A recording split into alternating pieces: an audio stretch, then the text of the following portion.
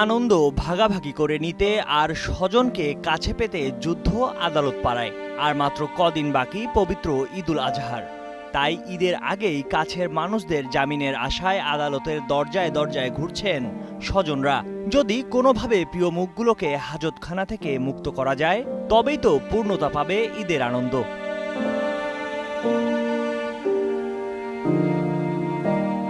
৩ June মঙ্গলবার ছিল ঈদের আগে শেষ কর্মদিবসগুলোর অন্যতম। তাই সকাল থেকেই নিয়মিত আগাম ও অন্তর্বর্তীকালীন জামিন নিতে শত শত মানুষ ছুটে এসেছে ঢাকা মেট্রোপলিটন আদালতে। তারা হন্যে হয়ে ছুটেছেন আদালতের এক প্রান্ত থেকে অপর প্রান্তে। উদ্দেশ্য একটাই, চাই প্রিয় মানুষটির জামিন।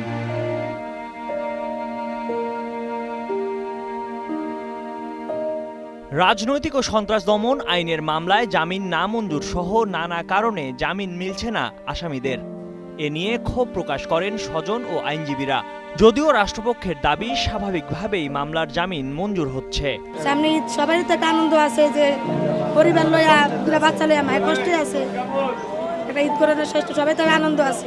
আনন্দটা করতে পারি না ভাই। মাসের উপরে জামিন চাইতে আসি যে একটা 3 বছরের বাচ্চা, 1.5 বছরের বাচ্চা, কোন জামিন দিতে আসে না উকিল। ওকে চাই ঈদের আগে নেওয়ার জন্য। দুটা বাচ্চা জেলের ভিতরে কষ্ট, একটা 1.5 বছরের বাচ্চা, একটা 3 বছরের বাচ্চা নিয়ে ওকে মিথ্যা মামলা দিয়ে ফাঁসানো হয়েছে।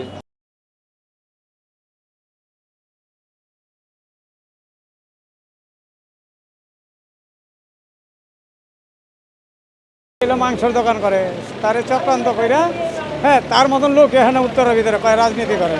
কি এর রাজনীতি করে? সে হলো 2টা দোকান নিয়েই পারে না, সে ব্যবসা বাণিজ্য করতেছে, তারে নিয়ে ঢুকাইয়া বাস পুলিশে আরেক ফরমায় এই কাম করা দিছে।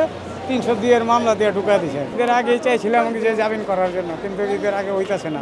আসামিদের আইনজীবীরা আদালতে জামিনের আর্জি পেশ করে বলেছেন, ঈদ সামনে মানুষ যেন পরিবারের সঙ্গে ঈদ করতে পারে।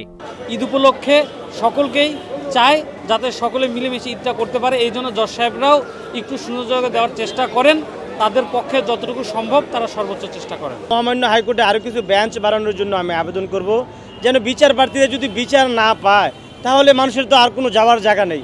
বাংলাদেশ সুপ্রিম কোর্টে মানুষের সর্বোচ্চ বিচারের স্থান, আশ্রয়স্থল, সেখানেই যদি ঈদের আগে সময়ের কারণে যদি জামিন না করাতে পারে তাহলে মানুষের তো আর কোনো যাওয়ার জায়গা নাই।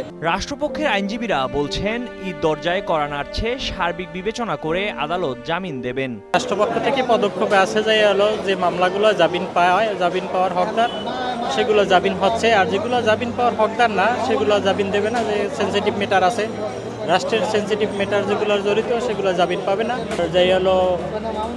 জামিন পাওয়ার হকদার স্বাভাবিক সেন্সে সেগুলো জামিন দিচ্ছে।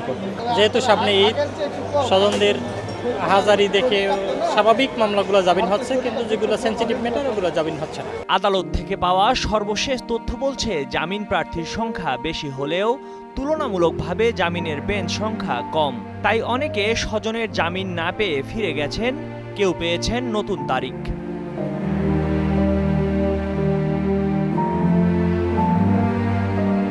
শেখ ফরিদের পাঠানো তথ্যচিত্রে ডেস্ক রিপোর্ট, কালের কণ্ঠ।